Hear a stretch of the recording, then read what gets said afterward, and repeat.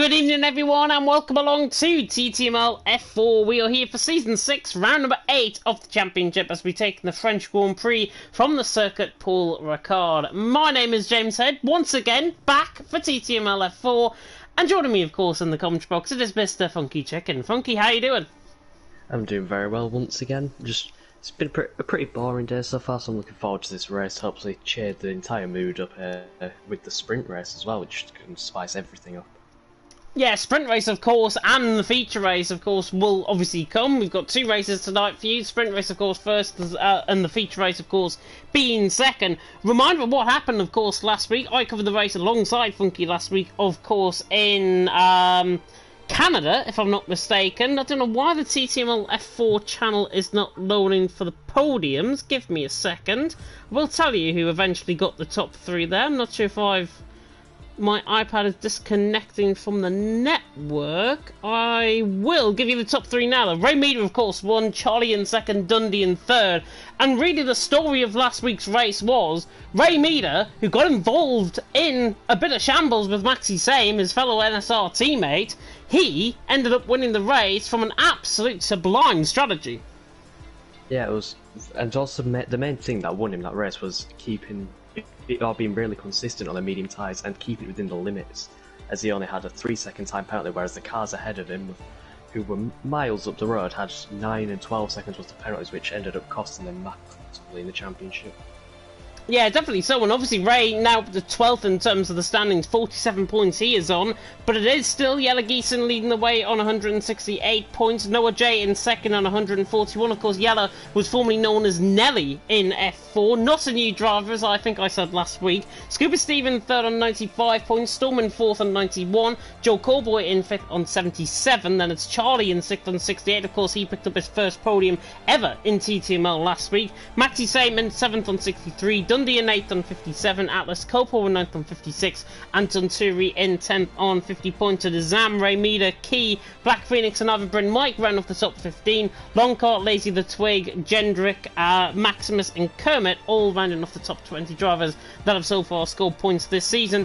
And Yella, we were just discussing before, he can wrap up the championship if Noah J obviously was not to pick up points, but given how lack of the attendance we've only got 12 drivers, Noah, 27 points to the disadvantage over Yella currently. How do you perceive tonight going? Unfortunately for Nelly here, I don't think he'll be wrapping up the championship tonight, as I think Noah's consistency is definitely going to help him. I don't think he's going to close in on Nelly because he's got the pace advantage on the entire field at the moment, so he's going to have a really good sprint if he wants to close in that gap, which I just don't think he'll do, unfortunately. But next week around Mexico, I think that might be when Nelly finally wraps up this championship, which he's dominated from start to finish.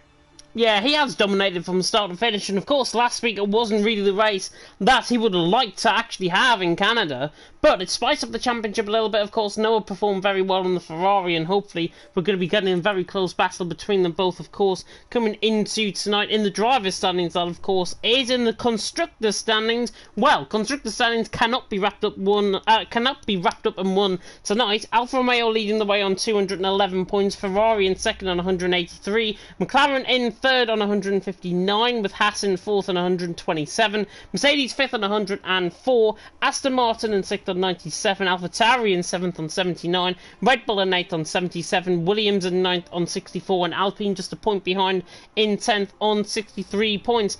Alfa Romeo, of course, leading the way, 211 points. I think they've got a 28 point advantage over Ferrari coming into tonight, but you could argue, Funky, obviously Alfa Romeo have been more consistent with obviously Yella leading the championship, but Ferrari as a team have probably been more the consistent favourite, even though I can see in the street, I can see on the lobby they've only got one driver tonight in Noah J.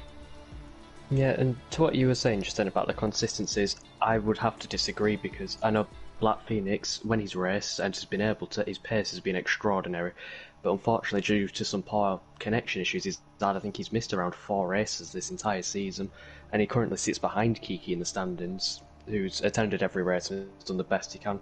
They're only separated by a point here, so I think these two will play the biggest factor in the constructors' fight.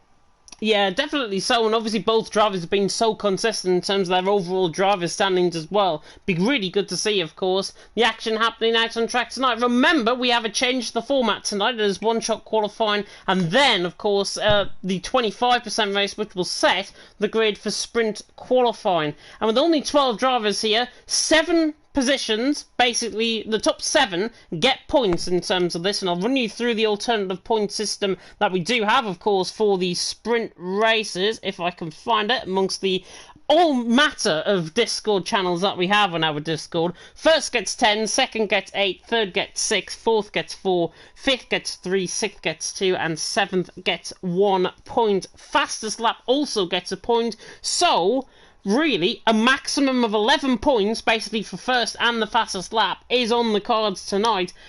Who, for you, one lap pace-wise, do you think is going to get on pole position here? I think for pole position, it'd be difficult to say anyone other than Yellow. This entire season, he's just been brilliant on his first lap, and most of the time he's just sat in the pits the rest of the session as he doesn't need to waste any sets of tyres. And I think in the one-shot quali, he'll definitely perform. All he has to do is keep it within the limits. Yeah, definitely so. We go on board with the man I thought we would go on board with. It is either Bryn Mike on the run down in towards turn number 1, and then through the right-hander, of course, of turn number 2. And just missing the curve there slightly, Mike. He's in the midfield currently. Yellow there down in 5th. Noah J down in 7th. Joe Cowboy currently leading the way in terms of the standings so far. 3, 2, and 3, and then through the left-hander of 4's Atlas Copo and Charlie, who've already retired from the session, might have picked up invalidations on their lap times. Mike takes the curve nicely coming through 6, and then onto the Mistral straight we go, up towards turn 7. Don't try and make me pronounce these in French, because I got a D in French first and foremost in GCSE. Hopefully he will not follow in my footsteps. Mike though down in towards the Le Chicane Nord at turn 8, and then to the right hander of course at turn 9. Just takes very wide out entry, can obviously pick up an invalidation. I think we saw there Joe Cowboy actually get an invalidation coming through the chicane there, so he's now down in 9th position. Ray Meader, Dundee, Yella Geeson leading the way in terms of the top 3. Mike's there in 4th at the minute. I've just realised I haven't got the telemetry or anything up in terms of the lap times, but either Bryn Mike now coming through the right hander of turn 11. We saw Jorg absolutely excel coming through turn 11 last night, and now to the left hander of turn 12. This is the part of the track where you can go side by side. There'll be plenty of action, of course, and now the Welshman hits through 13 and then through 14 at Lack, and then through the right hander of 15 at Pont. Not to guess what Lack and Pont actually mean, I don't know myself. Mike on the run down toward the line now. The very clean lap from Mike on the run to the line. 29.6 from Ray Meader, that was pole position. Yellow there in 2nd, Dundee in 3rd. And Mike actually on the pace in 4th. I think he was only 3 or 4 tenths off pole position in the end. So we'll run you through the race grid order now. And there's Ray Meader out on top, carrying on that very good form, of course, that win last time out in Canada. Yella Geeson in 2nd, with Dundee in 3rd. I have just clicked on the race director by mistake, apologies. Mike there in 4th, Maxi Same in 5th, Noah in 6th, so he has got a little bit of ground to make up in terms of his championship rival. Key there in 7th, Tonsuri in 8th, the only 8 drivers that actually managed to get a valid lap in. Cowboy and Storm, because they actually crossed the line under their own volition, they got disqualified because of track limits. They finish in 9th and 10th, and Charlie and Atlas Copo neither did get any times in either, so Charlie and Atlas Copo having to do it right from the back of the field. Very interesting one-shot qualifying session though. Yeah, and I think the main surprise on that is now Charlie's. He's going to be back on the back foot throughout this entire sprint race, starting P11 on the grid. I think he was a bit lucky there to stay ahead of Atlas Copo, as they were in similar positions when they both DNF'd. It's looking quite overcast, so maybe some rain conditions here, which would make it even harder for Charlie to pull through, but overall for the McLaren team, I think that was definitely a poor one-shot qualifying, as I think they're now P10 and P11 on the grid. The RP10 and P11, Storm and Charlie have really got to try and work up a real good performance, I think, certainly within this sprint qualifying session. If you are just tuning in, by the way, good evening. Yes, I am James Hay, taking through the stream as always. Funky Chicken alongside me in the commentary box. A replication of the most northern commentary box in TTML for the 2nd week in a row in TTML F4. I think this is my final week, however, for TTML F4. Certainly, I think Consi will be back next week. But Ray Meader out on top from one-shot qualifying. That sets the grid, of course, for sprint qualifying, and this sprint qualifying, of course, sets the grid, basically, for the race that we're going to be seeing, the traditional 50% race that we normally see. Rainmeter though out on top, Yellow in second, Dundee in third. Let's have a look through at everyone's strategies, and to be honest, it is quite boring in terms of the strategies. Top 10, of course, qualifying on that set of soft components. I remember Joe Colboy and Storm, both invalidated on their lap time, but they still qualify within the top 10, so I think they still start on the tyre that they actually qualified on. Charlie, interestingly, going for a split strategy onto a set of medium compound tyres, Atlas Copo on a set of softs, but we saw here last night in TTML F2, overcut works better than undercut. Yeah, and I think that's definitely going to fall into it's going to fall into the hands here of Charlie. He's the only one in the field on a medium tyre, so I think at the start he's going to be swamped from Atlas Copo and behind, but the race is only just going to come to him as he's going to strap on that extra strap on the set of softs at the end of the race, and probably be the quickest throughout the field. It just depends on how many positions he can make up.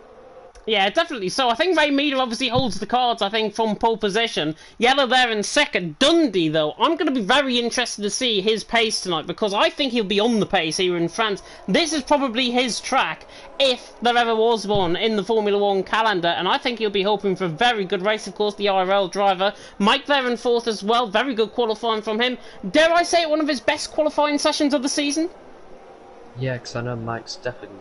his weak point this season has been throughout the qualifying pace. He's always found himself in good positions in the races by just taking advantage of what's ahead of him with like crashes or issues with other drivers up ahead, and he's definitely failed to convert them into good results at times, with just making a few too many mistakes. But I think this may be the night it changes, but I'm not taking any blame for this commentator's curse. Well, we rode on board with the one-shot qualifying and we didn't commentate his curse there, so maybe this is the turning of the corner for Mike in terms of us commentators cursing them, certainly from last week in Canada. Ray Meter though out on top, Yellow in second. Looking through the comments as well, Forza Brendan is in the comment section. Good evening to you. David Childhood there as well. Cadwell, former TTML F5 commentator, also in. And Matthias, I may as well say konnichiwa to Matthias there. Of course, Neymar in the comment section. We had a little bit of a rolling bet there from last night in TTML F2. Funky, quickly, who's your top three? I think I'm going to go with Yellow for P1. Dundee, I think he's going to find Turner's look around P2, and Charlie P3. Interest in the 5 red lights then. I'm about to go out here in France for the sprint qualifying, and it is lights out and away we go, and Yellow gets a very good start. Does he react quicker than Ray Meter on the run down in towards turn 1? Not quite. Mike has reacted quite quickly as well, but Noah is going to get through in towards turn 1. It's nearly 4 abreast down in towards turn 1 as they now filter 2x2 through, and Mike and Maxi go side by side. Everyone is clean through safely. Key has dropped a few positions from the back of to the back of the field down in 10th, now getting overtaken by Charlie further down the field, but Ray Meter leads the way from Yellow in second, Dundee in third. There's no real change at the front of the order. The two McLarens are going side by side. Charlie dives it down the inside line of Storm. Nice move there on that sort of medium compound tyres. He is through and he's into 9th. Nobody has made contact so far. Nobody has lost it coming onto the Mistral straight either. Very, very clean start. Tunturi now trying to challenge Mike for P5 in towards the chicane order turns 8 and 9, and we'll see how the Finn can get on. He doesn't try and get that move done down the inside line, but Mike stays in 5th. Tunturi there in 6th. There's a little bit of a moment there, I think, from Storm and Kia have came together through the chicane node. It turns 8 and 9, so they're down in 11th and 12th positions respectively. Luckily, I think no damage for either of them. Ray Meter leading the way, Yellow Geese in second, Dundee in third. Apart from that little collision with Storm and Key, all clean. Yeah, it was nice and clean seats, nice, clean and safe throughout the entire field there, apart from that little collision as you just said. But I think Noah J's hopes this championship are just slipping away as he's not had the best start. He's falling down the order, and Joe Cowboy, who I think isn't on the tyres he qualified on because of the DSQ, has got the pace advantage over him as he's within 2 tenths and is just within touching distance in his video box.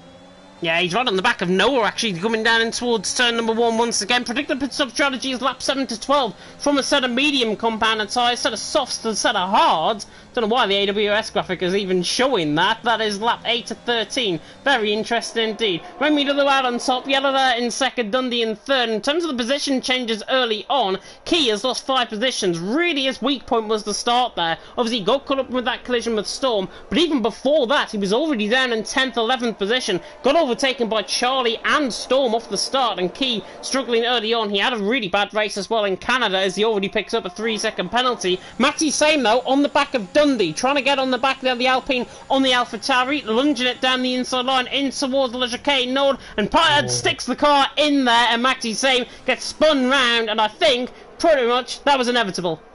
Oh, is that Atlas Copel goes off as well? Oh, well, it was a very difficult corner to go side by side. It was a bit silly there from Max Sam trying to keep it held down the inside when he wasn't fully alongside at the start, as Kiki's picked up another 3-second time penalty. But for the first time this season, I think we're seeing Nelly not being the quickest throughout the field. Ray Mead is pulling the gap every single corner here. As normally Nelly will sit up front, just manage the ERS, but he's having to push. He's using a lot more ERS than he normally does. Yeah, definitely so. Looking at the ERS usage so far, 70% for Ray Mead, Yeller 76%. So actually Yeller has got a little bit more ERS than actually necessary. Dundee a little bit less than both of them, 70% for them. But Mike in behind, I was going to say Mika in behind. I don't know why I was going to say that. Mike in fourth, he's there in 38% ERS. And he set the new fastest lap of the race as well, 132.4. And the Welshman looking very good so far in terms of his pace. He's right on the back of Dundee, possibly onto the Mistral Straight. He might try and see an overtake, but somebody that might not though. Yeller now 1.1 seconds off the back of Ray Meader, and now Ray Meader really beginning to stretch out that gap. The threat of rain is never too far away, of course, here in France. Dundee and Mike still really catching Yeller at this stage, and it looks like, I think Mike is probably going to get the move done on Dundee down the Mistral Straight here, as now the Welshman closes in on the Brit just ahead. Noah there in 5th position as well, and we have a little bit of yellow of a flag, and it's Atlas Copel round coming through turn 6 and 7, and over Britain Mike doesn't lunge it down the inside line. He's back down into 4th position and stays there for now, as I think Noah passed, Tunturi, and he actually goes for a spin on the exit of the curb at turn 9. Well, that's a bit looking at from Tunturi to Kurt. He just lost all traction on the curb, and now it's brilliant red position which he got at his almost end. That could be damage, and I think that is no wing damage, unfortunately. So it's going to be seen down the back of the field, but this is definitely an interesting race at the top of the field, as Mike has burned through all of his ERS already. He probably looks the fastest out of the top, from P2 to P4. He's definitely the fastest in this train.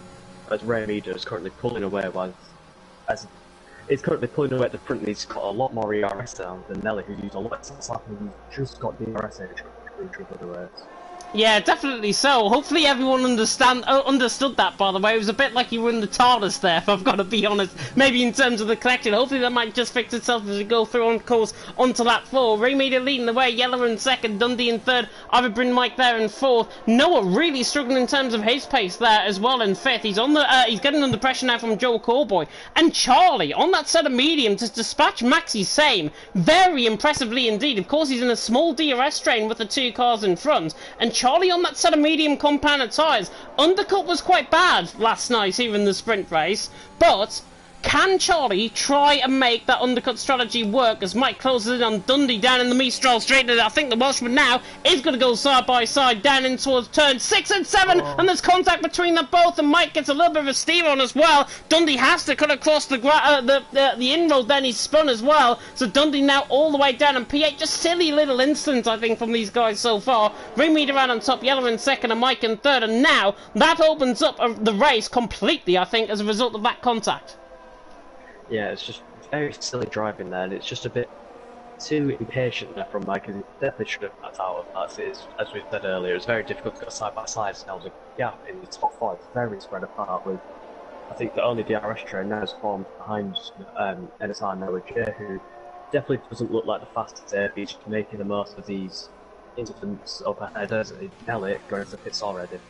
Yeah, into the pit lane, not too surprising to pit in, of course, onto lap 5. We saw quite a few guys in F2 do this last night, of course, 8 laps on a set of medium compounded tyres is exactly what Yeller will want to hope for, and the Alfa Romeo was in to go on to that set of medium compounded tyres. Dundee also followed through, of course, after that mistake. Not sure if he's got a front wing change maybe awaiting him as well. He hasn't, but he's going on to a set of medium compounded tyres as well, which gives me the fact that probably it's going to stay dry in this sprint race as well, which is very good indeed. We don't want to see transitional conditions as we did last night in TTML F2, the feature race. Ray Meader though leading the way, Mike there in 2nd, and now Noah on the back of Joe, got overtaken I think down in towards turn 1, and now can the Ferrari close up on the Red Bull? He's got to saunter past him as if he's not even there. Joe tried to realise that to the inside line and tried to defend the line, but he couldn't. Noah through and he's into P3. Very, very simple move. Yeah, it's Noah there. I don't think he's definitely doing the best course for his race here, burning all the rest of his ERS to stay ahead of Joe Callboy, who is definitely the faster driver out of the two here, and he was just dragging him along for that first half of the lap as they were closing on Mike rapidly, and I think that's time James Callboy has a look up the inside but backs out of that, and maybe again. No, it's smart driving there from Corbaz. They make a bit of contact, which isn't the cleanest of racing, but they get away scot-free. Yeah, able to get away scot-free. We saw Jorg, as I say, in the feature race, really overtake. He liked turn 11 last night, the Dutchman. And now can the Irishman try and follow through as he takes the left-hand side? Noah cuts the pit entry. I saw that. So Noah, I think there's a penalty coming your way, my friend. Ray Meader, though, leading the way. He's into the pit lane as well. Onto a set of medium compound size. He will go. In fact, everyone on that set of soft compound side will go in onto that set of mediums. Charlie now leading the way to McLaren 1-2. Storm now staying out on that set of soft compound tires. I think Key is also doing the same, if I'm not mistaken. He's running down the straight. Of course, Yeller is behind him by around 2.5 seconds, and Key is going to be out in P3. There's Ray Meader in P4, and I think for Ray Meader, he's getting ahead of Yeller, which is absolutely crucial, but Yeller has closed the gap, I would say, considerably by probably he's halved that gap at least. Yeah, and I think this just shows that undercut now is a lot more powerful than we thought, especially with these drivers, as they were very similar on pace. There's Ray Meader also had the pace advantage, I think, because Yellow's right on the back of Ray Meader, pushed him through the corners, and I think we're going to see him make an overtake down the neutral straight. Yeah, definitely. So Yeller on the back of Ray Meader, the two NSR men, of course. Ray Meader had contact with Maxi Same last week in Canada, remember, coming into the pit lane. No such drama here so far. Obviously, one-shot qualifying being had, and obviously now in the sprint qualifying to set the grid for the real actual race. Charlie leading the way, Storm in second, Key in third. Yeller didn't use up any ERS there, which was quite crucial. Is he going to try and get the move done in towards turn 11? I think he'll probably wait down in towards turn 1. Obviously, Key is also coming back to these guys, so if Yeller is not careful, he's going to be outdone by his teammate, and he goes so much quicker there than Ray Meader in through turn 10 and turn 11. Key picks up another 3-second penalty as well, and he's really struggling in terms of his penalties. It could be a Lewis Rock scenario where he got disqualified in sprint qualifying last night in TTML F2. Yeller, though, is on the back of Ray Meader, and look, Key is literally a rolling roadblock for the Aston, and Yeller, this is not going to help his cause at all. Yeah, and they're both going to try and make the move down the inside there into turn 1. As Kiki's not letting this up. He's burning his ERS to try and help his teammate out here, but I think Ray Meader's got the move done already, unless Key goes for a late move and he doesn't, and he lets his teammate by. So I think this has helped his teammate more than we were expecting, because he's now got more ERS, and he's still within the DRS range here, so I think Ray Meader's definitely on the back foot now. Yeah, smart driving as Yeller picks up a 3-second penalty coming through the right-hander of turn 3. So obviously picked up 2 warnings before that point, and now picks up a 3-second penalty. And he's just got to be careful, because the track limits, of course, around here are so potent. You cut one curb, you're pretty much going to get a warning, and you do that multiple times per lap, you're going to be picking up a 3-second penalty quite quick.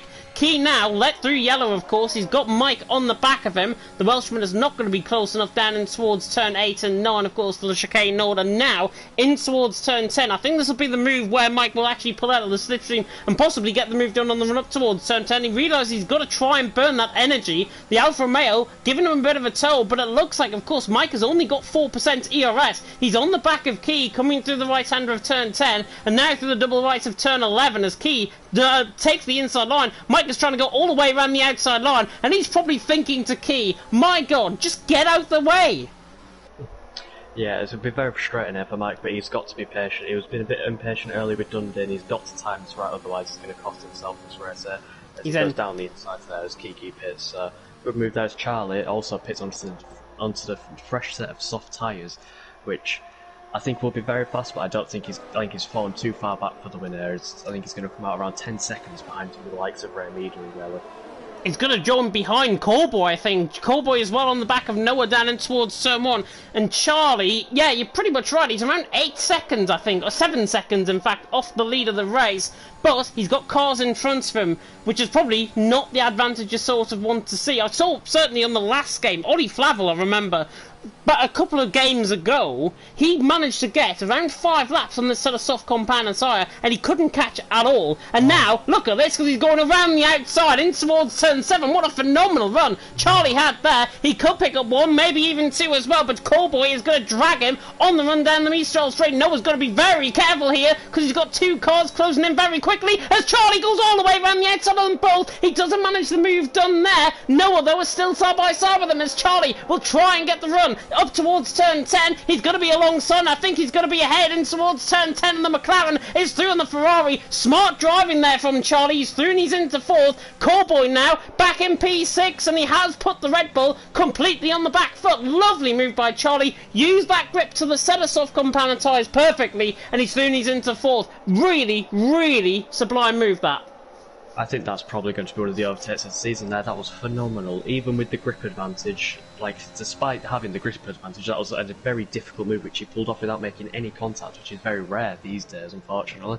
And unfortunately, he's had to use quite a bit of VRS to make that move stick, but he's still got more than the likes of Mike ahead of him, so I think he's going to be closing in at a rapid rate, as the gap is now only down, it's already down to around 5.5 seconds, so he's gained a few seconds on that lap. He has. Cowboy gets past Noah as well, down in towards turn 1 on the outside line there, just before turn 1. And he is through the Irishman and he's into 5th position. Can he now try and chase down Charlie? Of course, that set of mediums will begin to come back to him towards the end of the race. Charlie, 2 seconds off the back of Mike. Mike currently looks like he's got those mediums working fine, but coming through now the middle sector, this is where Charlie will begin to put the hammer down on that set of soft compound tyre. I wouldn't be surprised if he tries to even win this race. We've still got 5 laps in the race to go. Yeller pushing Ray Meter as well behind for the lead of the race. This is Maxi Same now through on Dundee further down in towards turn 8 and 9. But Yeller on the back of Ray Meter. It's 3 seconds the gap to Mike from 2nd to 3rd. Charlie further 1.8 seconds behind. I think Mike is just using up that ERS at points of the circuit where he has to try and gain that advantage. Charlie isn't, but he's going to utilise the final sector to try and close in. Yeah, this is where the massive time gain is going to come from Charlie. He's just through that one corner alone. He's gained around 2 tenths there as Kiki's picked up another 3-second time penalty here. So in the actual race, I'm expecting Kiki to definitely be close to a disqualification, because I think it's already around 12 seconds, and it's already around 12 seconds after only 9 laps.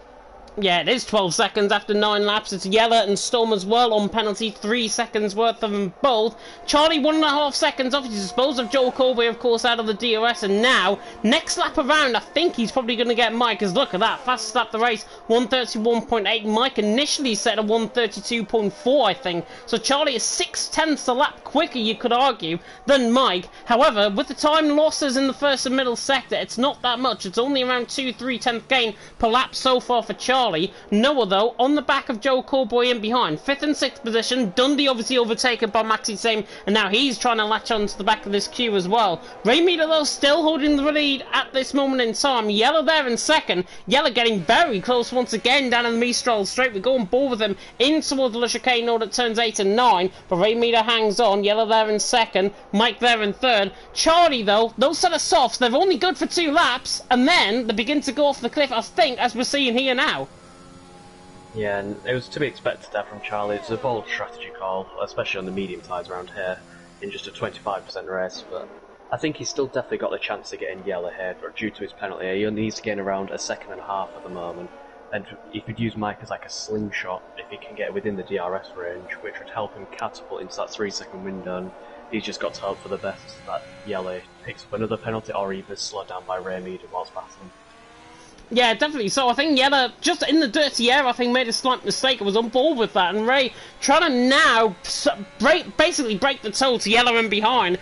At the moment, Charlie, 8 tenths of a second behind. He hasn't got DRS down the straight here, but he is closing in on Mike with a rapid amount of pace. He's gained at least 4 or 5 tenths a second a lap on that last lap. So Charlie not entirely out of this. Is the yellow flag in sector 3, and it is Key that is round coming out of turn 12. So Key is round coming through turn 12 and spins the car again. He's going to be ending up probably at the back of the field, I think, if he goes for another spin. But Yeller on the back of Ray Meter. I think Yeller, because he's got that 3-second penalty overhanging himself, he's got to try and make the move now and then pull away from Ray Meter, especially so your championship rival has already picked up a 3-second penalty as well.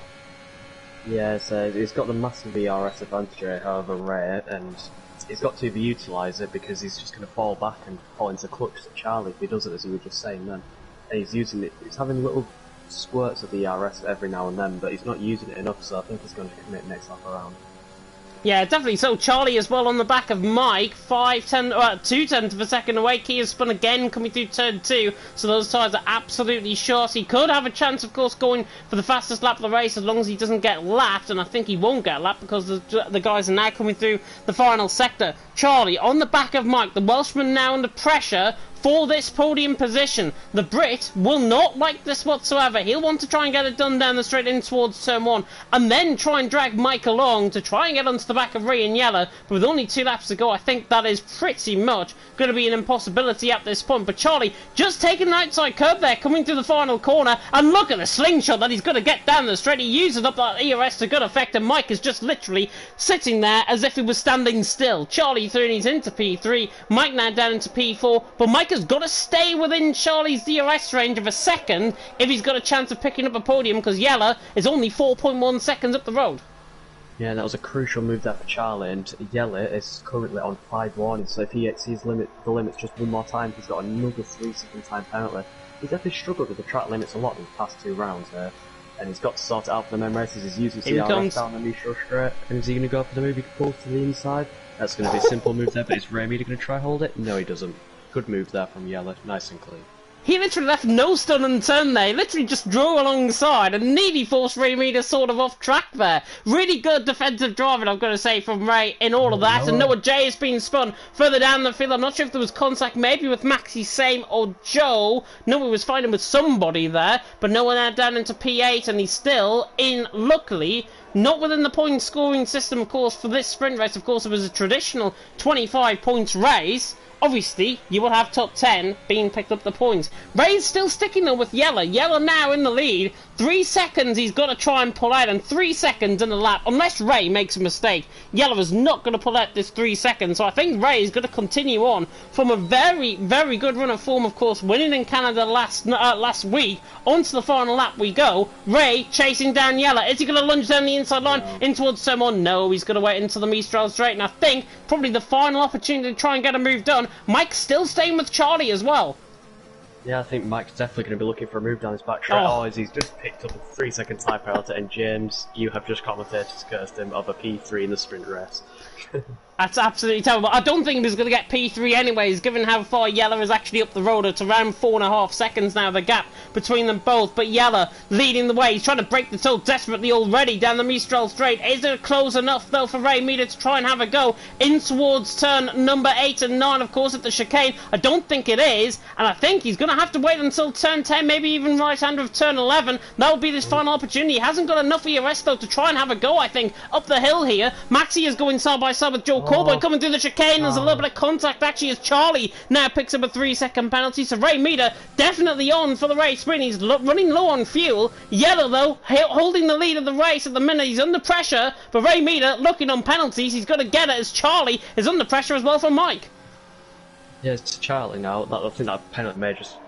He's got away with the penalty there. So he's waiting relief there, getting Yellow, but Mike there just probably picked up his penalty a bit too early and just didn't commit to the move down the Mistral straight. So I think that cost him the P3 in the sprint race ahead of Charlie, but Charlie's going to be happy with that, saying he started P11, and I think if the pace he's shown here, he'd definitely be on for the race win.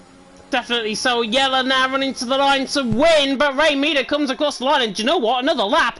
Give or take, Ray Meader would have got him down and towards turn 1, I think there. Ray Meader wins, though, from Yella in second. Charlie in third with no front wing. I think his AI has crashed into the back, possibly of one of the two, unless he just crashed across the line. Mike there in fourth. Really good performance, I've got to say, from Mike in his perspective. He's going to be starting fourth, of course, in the race. Joe Cowboy there in fifth. Matty Same in sixth. Dundee in seventh. Noah J in eighth.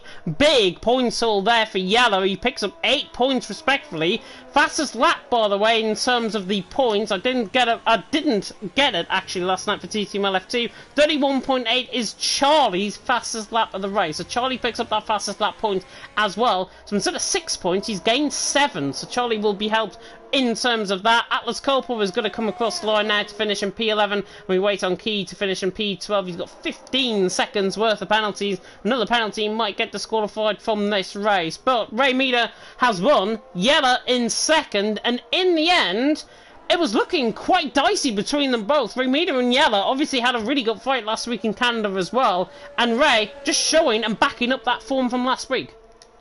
Yes, Ray Meader throughout the entire race just kept it really clean, didn't make any mistakes, and the main thing I think Ray Meader there, he wanted to win it on track, but he wasn't going to take too many risks with it as he knew Yella had the penalty, so it was very smart driving there from Ray, which I think he's definitely struggled with at the start of the season by just being a bit too irrational and going for moves which he didn't need to do, and which ended up costing him loads of points. I think he's changed his mindset here, which is definitely going to help him get back in this race. Yeah, Charlie gets Driver of the Day as well, awarded by the in-game fans. No interviews, by the way, while we get all of the stuff set up for the feature race. But it is Ray Meter out on top, of course, carrying on that fantastic form from Canada, that fantastic win in Canada, and it seems like the form is with him coming in toward the late part of the season. It's just a shame he's already mathematically out of the championship running, but he has certainly got the form going his way, and he takes the win, and also takes pole position, of course, for the feature race that is going to be coming up very soon indeed. Fantastic drive from Yella in second. He extends his championship lead by another 8 points, so it is now 35 points, I think, the gap between them both, if I'm not mistaken. So Yella now second, now leading the championship by 35 points. Noah there still in second. Charlie in third once again, and from 11th on the grid, I said the alternative strategy might work. I didn't expect it to work that well. Yeah, and I didn't either as well, because especially that with the fact he was around 8 seconds behind the front two just after pitting. He's probably maintains that gap, but with an additional 3-second penalty, so he gained about 4 seconds in just 5 laps alone. So the soft tyres, they're very fast, but they do degrade very quickly, unfortunately, for Charlie. Yeah, definitely so, and obviously we will have a conversation, of course, about the race strategy in terms of the feature race coming up, because we get into that 50% race. So basically, imagine what we've just had there. Double the strategies by the length of lap time if it's a dry race. If, of course, it is like TTML F2, I nearly forgot what T I was covering last night. If it's like TTML F2, then we might get changeable conditions, of course, within the race. We have had somebody leave, I think, the lobby, if I'm not mistaken. I'm trying to put on who that might be. And Maxi Same. Maxi Same. Yeah. I wonder if he's going to try and get a quick, cheeky setup, perhaps? Yeah, as long as he joins back into the lobby, I wouldn't really see the issue with it. However, it would definitely slow down the process of setting up the lobby, which isn't too ideal, as we want to get the action started as soon as we can. Yeah, definitely so.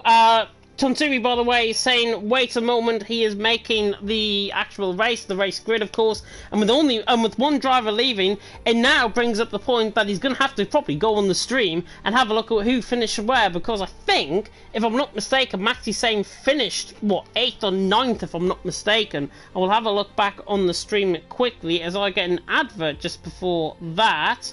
And it is a furniture advert, by the way. Thank you very much for the monetization of 6 seconds there for the channel from myself. Maxi actually came in P6, so everyone behind Maxi, so that's Callboy, Noah J, Storm, Tonsuri, Atlas Copal, and Key. If they're obviously still in the lobby, which they are, they move up a position. Maxi Same, if he doesn't join back, will obviously not be starting the race whatsoever, so it means we'll only have 11 drivers, but they all gain a free position, and they get to start on whatever tyre they want as well. Yeah, I think the strategies definitely will be very mixed here, because as Charlie showed, the alternate strategy works, but the soft tyres should be. So if I was the drivers out there, I think I'd definitely start on the soft tyres and then go on to the mediums and just have better race pace throughout the entire thing. And also the hard tyres are definitely a viable option, but they're just not as fast at the beginning of the stint, but they do come back towards the drivers at the end.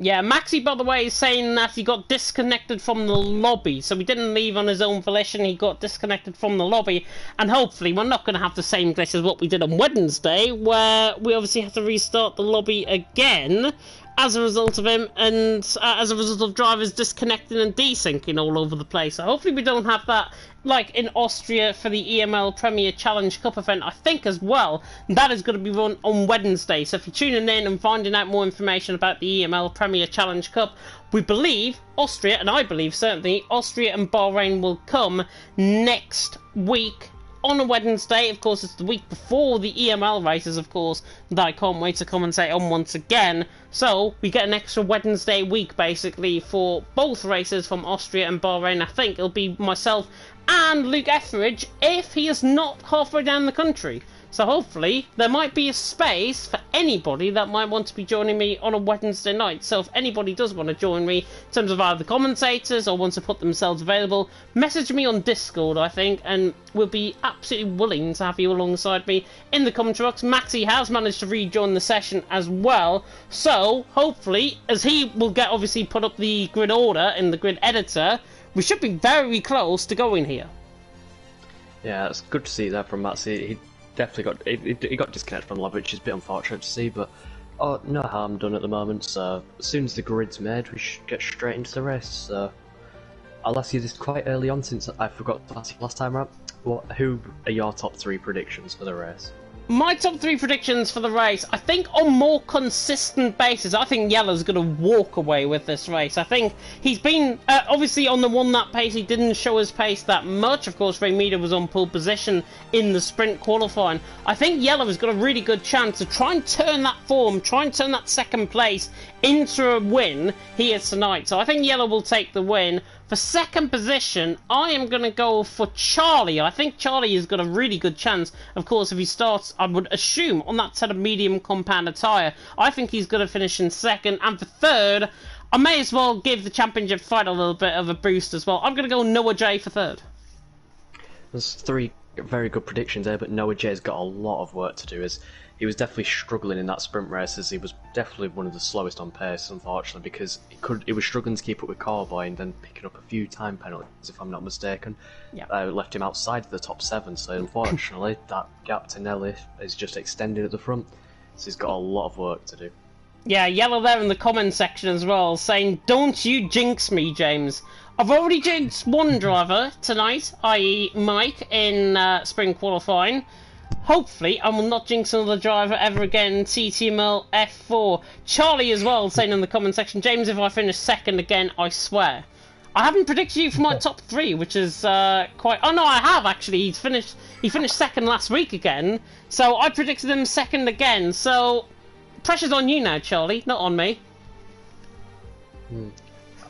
I'll do my top 3 predictions now as well, since we're just probably waiting for the final changes to the lobby to be made. I would say, I think Ray Mead is going to go back to back here.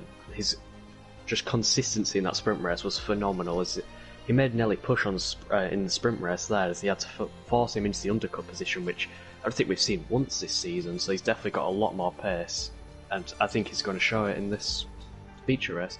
I think P2 it's going to be Yellow. I think the main issue that has been his kryptonite, you could say, for the past 2 races has been time penalties. He should probably just shave a 10th or 2 off a lap and just make sure he's more consistent with his warnings, and I think he will definitely be up there challenging for the win. I just hope he isn't all decided on penalties once again. And for P3, it's quite a tricky one, but I think I'm going to go for Joe Cowboy, because his pace in the sprint race was very good. Him and Noah had a very good fight there, which cost him a lot of time, but I think he still has a lot more pace to show.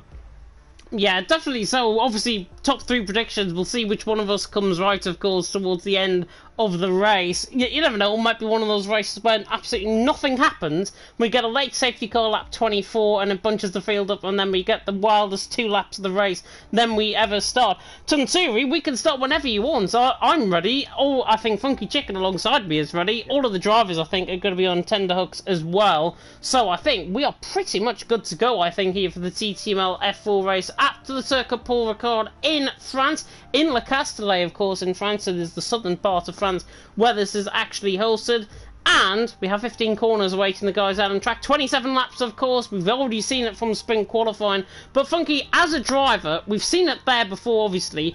The curbs around this track, if you get caught on one, you're going to end up spinning, as we saw plenty of drivers do, especially through turns 8 and 9. Yeah, it's a very tricky track to drive, especially with keeping it within the limits and trying to be on the limit at the same time. Sector 3 has quite a few curves which can unsettle the car and just make you spin quite easily, so the drivers have to do a phenomenal job edge to keep it away from the curbs. Otherwise, I think we're going to end up seeing them in the wall with wing damage. Yeah, definitely. So hopefully we are going to get all 12 drivers to finish this race as well, because there are points available for every single position here tonight. Let me remind you of what P12 will get. 8 points minimum for everyone that finishes the race tonight, and that is only to finish in P12. So even if you're having the worst race of your life, finish the race, pick up 12th position, even maybe get the fastest lap point as well. You get 9 points. 9 points will help you in terms of the championship. Why wouldn't you try and stay on track? Obviously, if you crash, it's your own fault really for crashing, and obviously it's your own mistake. But why wouldn't you go for the points that are available out on track tonight, especially with such a limited grid? Yeah, you always want to see people. You don't like seeing people retire in the pit lane, sorry, but a few days ago in one of my other league races, I remember I got a drive-through penalty and was 20 seconds behind everyone the entire race and was P13, and then an SC came out, and I somehow ended up winning that race. So it just shows if you quit, you're never going to win. So it's all about that mindset. It just comes to show dreams do come true, especially when you are Funky Chicken, 13th position, 20 seconds off the pace as a result of a drive-through penalty, and then still ends up winning this race. Maybe you could call it a fluke. Can I call it that? Yes. It was a fluke. It was a fluke. Looking at the strategies, though, of course, we're now on the formation app. Looking at the strategies that everyone is on, bit of a mixed bag, to be honest. Charlie and Maxi on that set of soft compound attire. Now, remember, that's on a fresh set of soft compound attire, not on a set of medium compound attire or on a set of hards as per the rest of the field. And they're going to be getting around about lap 6, lap 7. The tyres will begin to fall off, and they'll try and pit in around about then to go on to a set of 20 lap medium compound tyres. And I think certainly 20 laps on a set of mediums will easily work, especially around a low degradation track like this. Looking as well further down the field, most of the field, of course, on that set of mediums. Atlas Copo as well, of course, racing no assist this season in TTML F4. He's on a set of hard compound tyres, so you would imagine he's going really bold, I think, in terms of the strategy, and he is probably going 20 laps, bang on a set of soft compound tyres around lap 20, 21. Yeah, that's a very good strategy there, I think, from Atlas Copo, because he can go as long as he wants and just dictates his own pace, especially with them hards, because it'll be easy to keep them within the temperature window, and overheating around this track it's quite a big issue, so I think them hard tyres will work perfectly for him. All he has to do is make sure he keeps it within the limits, and I think this is going to be an interesting race up top here between Charlie and Yelly, because I think this is going to be the one race this season that's not going to be dependent on safety cars, because most of the walls are quite far away from the track, so I don't think we're going to be seeing many crashes. Just maybe a few too many spins for all I can. It was Charlie's going to back Yelly on the formation lot. Could that disqualify the pair of them? And it has. It has. It's put them right on the right on the back of the grid. Basically, it's put them back there. So Yellow and Charlie are going to have colder tyres, but they're not going to have that much colder tyres, to be honest, than compared to the rest of the field. I think everything now goes for 100 degrees, and like the 200 degree glitch that we had, of course, at the start of the game cycle. Thank you very much, Codemasters, for that one. Looking through the comments as well, I've just learnt your name, by the way. I don't know why, I've just really learnt your name now. That's completely and utterly bewildering. Anyways, I think we're better get going, of course, for the 27-lap race, of course, the traditional 50% race, of course, the feature race is what we're calling it tonight, of course, here at the Circuit Paul Ricard. The French Grand Prix is about to get underway, and the 5 red lights are now on in the gantry. Ray Meter out on top, Yellow Geeton alongside him, and it is lights and away we go, and Yellow gets a very good start again, but Ray Meter, again, strong off the start. That second phase really key, and actually Yellow bogs down off the start slightly, and he's been overtaken by Charlie and Mike, possibly down in towards turn 1. Ray leads the way, Charlie up to second already on that set of softs. Mike now in third, Yellow and fourth going side by side with Maxi. Saber Maxi now trying to go down the outside line in towards turn 3. There's a little bit of polystyrene board being flying there. That was Noah crashing into the polystyrene board. They had to have taken avoid an actual thing from Dundee just in front of him. Storm going side by side there as well. Doesn't manage to get the move done. And Noah got forced out wide there in P8. But Ray Meter leading the way. Charlie in second. Evergreen Mike in third. Down the meter straight for the first time. And Maxi is side by side now with the Yellow going down the straight in towards turn 8 and 9. We've seen it before with Maxi going down the inside line. This time he's got to get the move done, I think, as Yellow's forced out wide, and now on the inside line the traction will be on the outside on the set of softs are still side by side though on the run towards turn 10. Ray Meter leads the way, Charlie in second, Mike in third, but Maxi same just about muscles his way through on Yellow into P4. As Joe Corboy's having a bit of a look there and yelling, That was brilliant racing there between the two NSR drivers, as Charlie's really wide up front there, and that's going to allow ESW Ivory Mike to slide through. Now Maxi going to have a look around the outside, but backs out of it. Yelly and Maxi there, inch perfect throughout the corner, always left each other enough space. That's the racing you'd like to see in TTML. And there's further side-by-side action as well. Noah Jane, Dundee, Noah nearly forces Dundee off into the pit lane. And Charlie really getting hounded as well by Maxi. I wonder if there's been a little bit of contact maybe between Mike and Charlie. But he's there in second position now, Mike. Charlie there in third. Remeda sets the fastest lap of the race, leading the way. Mike there in second, 1.2 seconds off the back of the leader. Charlie there in third. Maxi same in fourth. Charlie just seemed to run wide. He pretty much, I think, got confused with the countless amounts of track limits that you normally have around here at France. And those colours can be quite deceiving. Maxi on the back of Charlie, though. He looks like he's on the back of Charlie and really pressurising him, but now Charlie looks like he's getting back into that groove, and once again, he's probably going to try and get the move done as Kia's round coming through turn 6. Yeah, it's unfortunate there for Kiki, but as you were saying earlier, don't retire in the pit lane, anything can happen in this race still. Charlie's going to look for the move, Mike, but backside is just a bit too far behind there, as Mike currently being a bit of a roadblock here for Charlie because he's fallen outside the window. Charlie, brilliant exit there on the exit of the chicane. Is he going to go try to go side by side, but Mike's burning his ERS as he will stay ahead into the next corner. I think Charlie has got no intention of passing Mike this early on in the race. It's lap 2, no DRS enabled of course, but you've got to try and make your move sick, especially when you're on a set of soft compound tyre. You want to try and get that overcut working later on, and literally, as I say that, down the inside in towards turn 12, Mike is forced out wide, and it's a lovely move by Charlie. Through in P2 he goes, Kia's off track coming through turn 10 as well, and that's through the right hand of turn 11 as well. Maxi same got forced out wide there by Mike, takes the wide out line, tries to dip underneath him, but stays in P4 for now. Yellow on the back of him in 5th. Remeda though leading the way, Charlie in 2nd, Averbrun Mike in 3rd, Maxi there in 4th, Remeda again fastest lap of the race, bettered though by Charlie's 133.1, and we saw in the sprint qualifying Mike on a set of medium compound size 32.4, fastest lap to Liam was around a 131.8, so around a 1.5 seconds off the fastest lap as we got set, as Key 10-second time penalty for corner cutting, 5-second penalty for spinning into the pit lane. He's only going to be doing one thing, I think, and that's retire. Yeah, it's unfortunate to see there from Kiki, but I don't think he's got any hope left in this race after multiple spins. But I think, as you were saying about Charlie, had no intention to go past Mike at first. I think that would have been a bit of a mistake if he didn't go for the move, because them soft tyres aren't going to be passed for much longer here. And I think he's probably already used the best of them, as the first lap he had to heat them up after starting on a lot colder tyres than everyone else, which I think is what's led to Nelly's demise so far, as he fell down 3 places off the start alone.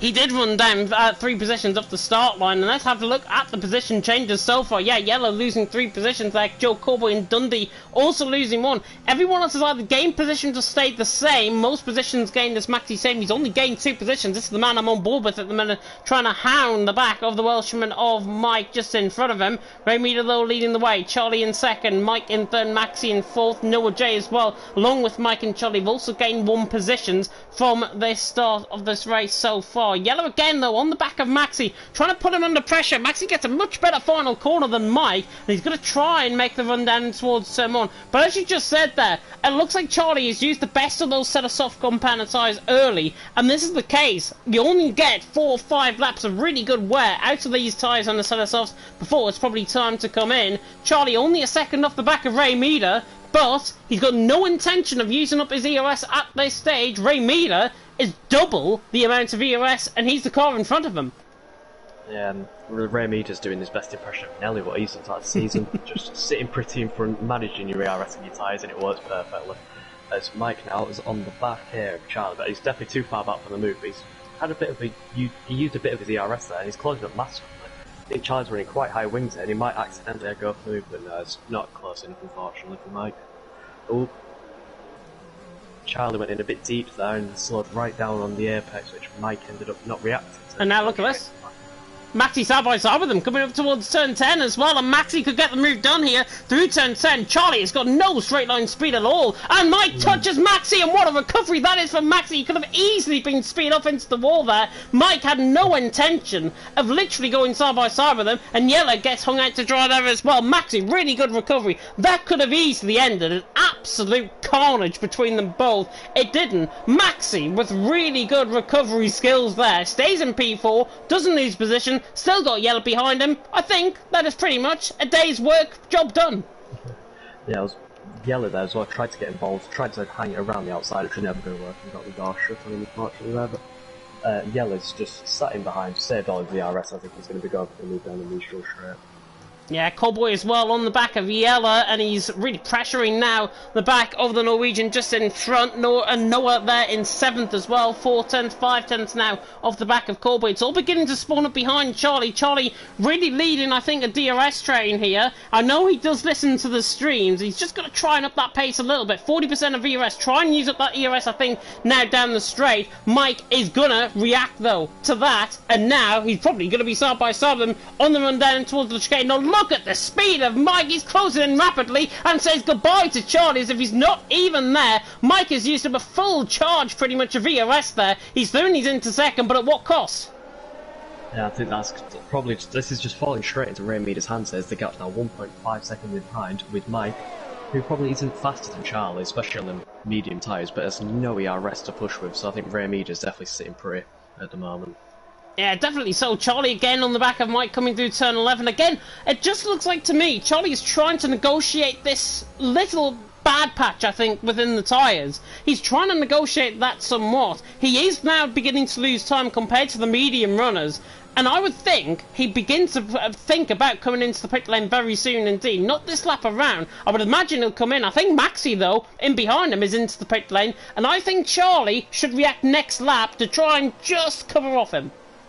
I think Max is probably going to go for the hard tyres because the mediums there, it's a long stint as he's going on to the hard tyres because they're, as we were saying earlier, they're a very good race tyre, this track with the temperature management, and the medium so far do definitely look the quickest because Alice Cooper has fallen around 2 seconds behind Tunturi, who's also near enough 2 seconds behind Storm, who's near enough 2 seconds behind this massive DRS train they've got in behind Mike.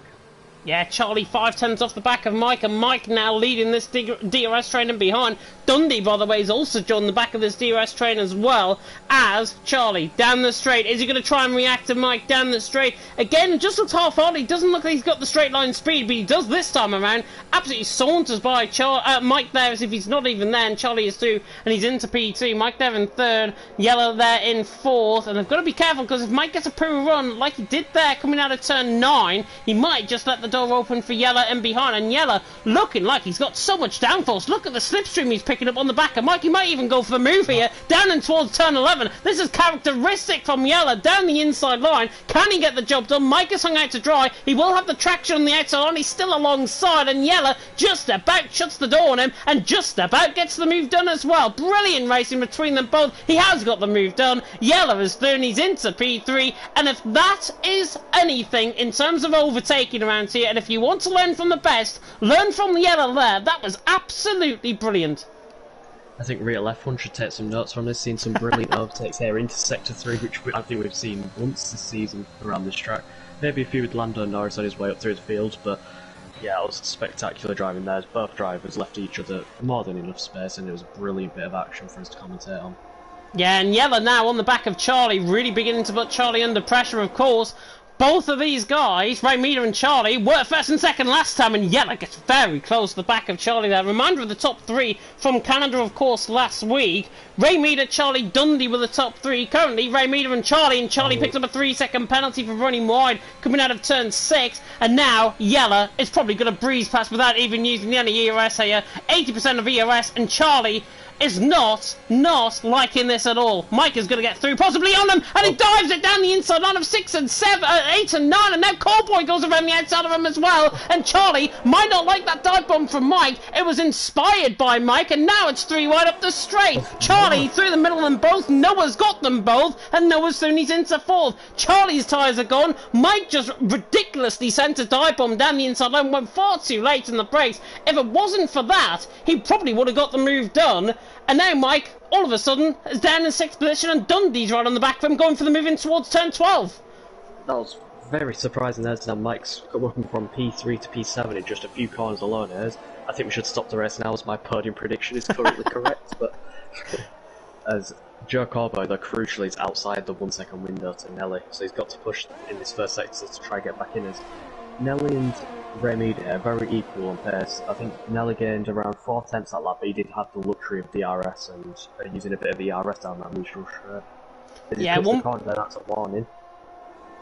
Yeah, what was that? Nelly's edge completely cut turn 1. That should have been a warning, but I think he's just got away with it somehow. But very lucky there. Yeah, 1.6 seconds still the gap though. Dundee really putting Charlie now under pressure. Charlie really should have listened to me, I think, earlier on by trying to react to Maxi, because Maxi's going to be well out ahead of him coming out of the pit lane. And now Dundee is right on the back of him as well. These guys were fighting, of course, 2nd and 3rd last week in Canada. And now Dundee is going to go for the move. Look at the speed that the AlphaTauri has got compared to the McLaren. Dundee is through and he's into 5th. Charlie cannot fight on that set of soft compound tyre. He's trying to extend his stint further on in the race. But to what cost later on? He's going to get a set of mediums going probably around 16, 17 laps, I think, if he was to come in this lap around. But Charlie, I think all of that advantage that he picked up early on as Tunturi now is going side by side on Storm in towards turn number 10. He spins on the curve and Tunturi is round. Can he recover out of the barrier? Yes, he can. And he recovers the car nicely and he will rejoin still in P10. But Tunturi just look down the inside line. Storm had plenty of room. He had plenty of room just to go off the curb on the left-hand side. Storm gave him a lot of room there. And Storm now in P8. And Tunturi just catches the curb. And that's exactly what we said earlier on. Curbs do catch people out. Yeah, and it's a bit surprising to see that it took a whole 9 laps there for like the first spin apart from Kiki, which it's very good going there from the F4 drivers there. As I think Max is going to get a massive undercut on Charlie here, as the gaps are currently around. Oh, Yellow's round! Yellow's round coming out of turn 2. Not sure what happened there. I think he got caught on the curb as well. And now he's going to be behind Storm possibly here as Noah picks up a penalty. Storm was going side by side with him and Yellow just about rejoined ahead of him. And he's there in P7. But as I said, curbs catching people out. Yellow looks like he took too much curb, spun around on the exit of turn 2, and now he is round. And there's another yellow flag, and that's Mike round. Mike. I'm flying into the wall down the exit, just lost on traction. His shroud broke his front wings. He's just lets the Mercedes driver out. Let's go too then.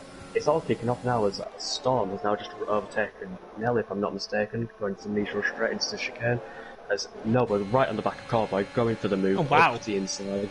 This race has just been turned on its head within a few seconds, and that's impressive. Yeah, he's made the move stick there, and Noah, out of nowhere, is going to be gaining a lot of points on his championship rival. And Yellow's down the inside line of turn 10 as well on Storm. Can he get the move done? He has. Yellow is through.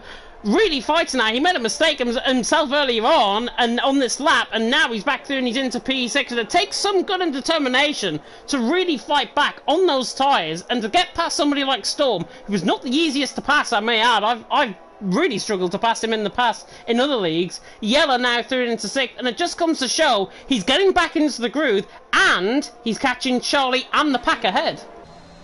Yes, that's very... The mindset of that Nelly's got is phenomenal.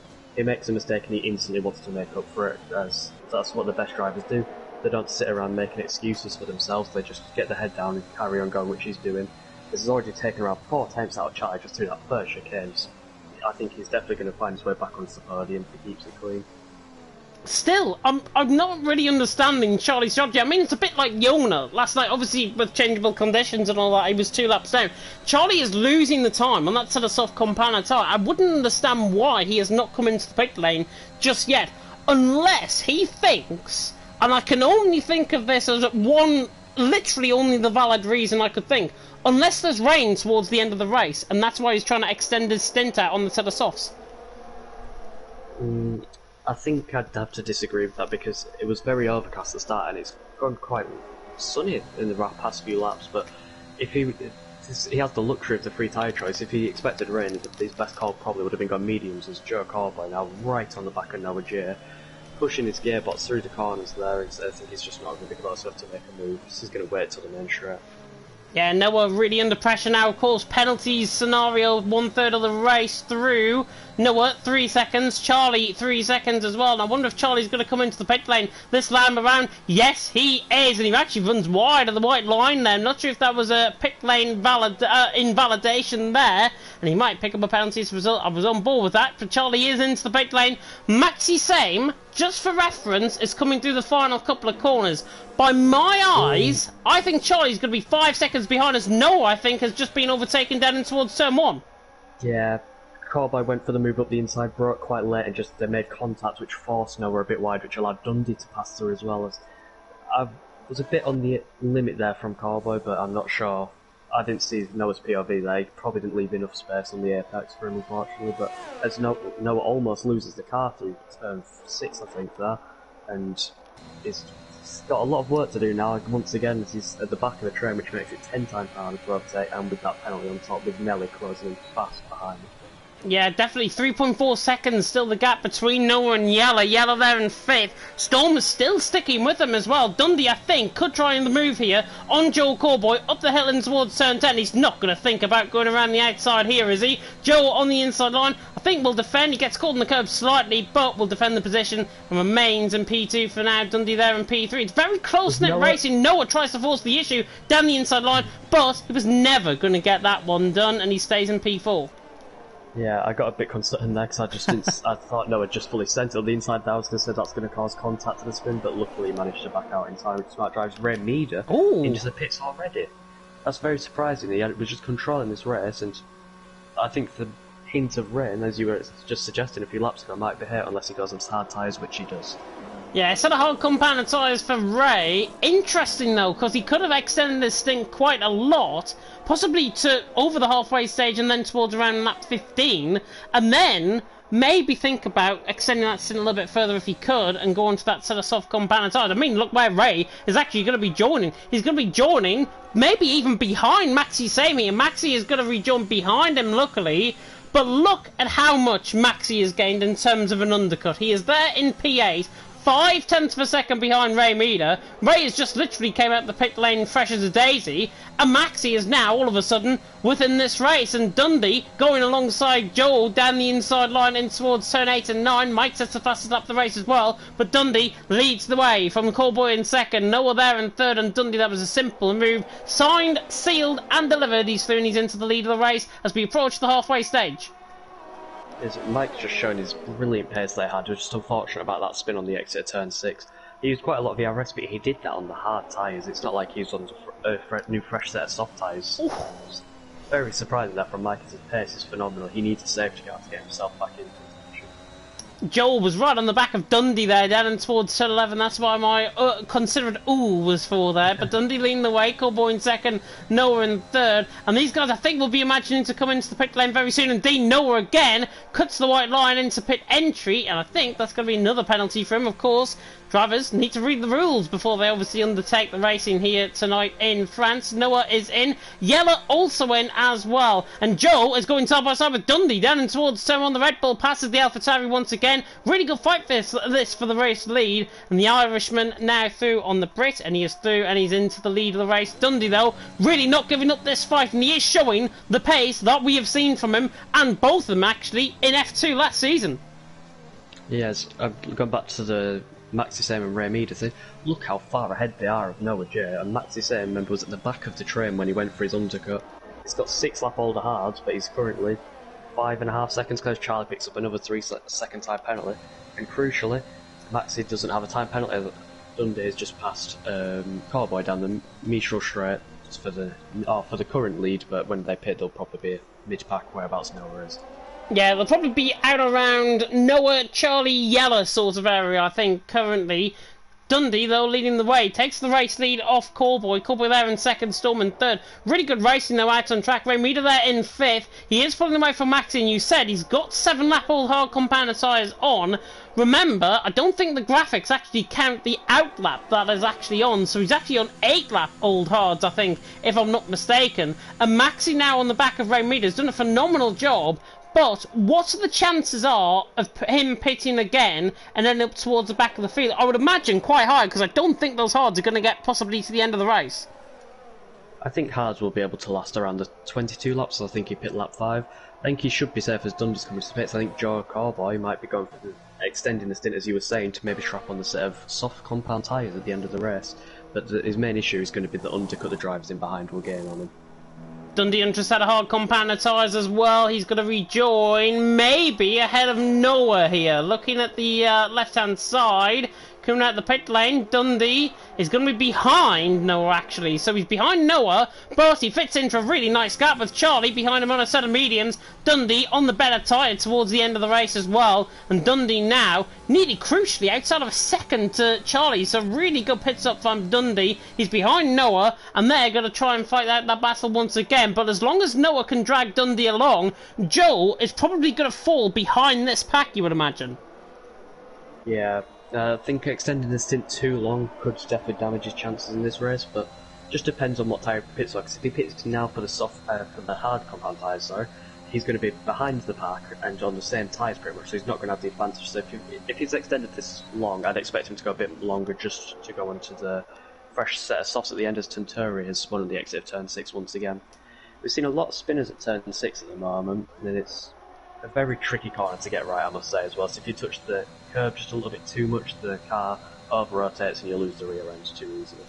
Yeah, turn 6 and turn 9, I think, have seemed to be the curbs that really cause the problems around here. I've certainly seen drivers spin around turn 10 as well. We saw Tunturi, of course, earlier on in the race, do that, coming through turn 10, taking just too much curb, and then spinning the car and over-rotating it, and then they'll right down to the back of the field in the Finn's case. Joel leading the way, is extending that stint. So is Storm, actually, in second. And Storm doing a good job so far. He's obviously going to rejoin behind the likes of Yella and Charlie, who are going to be ahead of him when he comes out of the pit lane. But the main scenario now is Maxi is beginning to attack Ray Meter. Ray in 4th at the minute, Maxi there in 5th.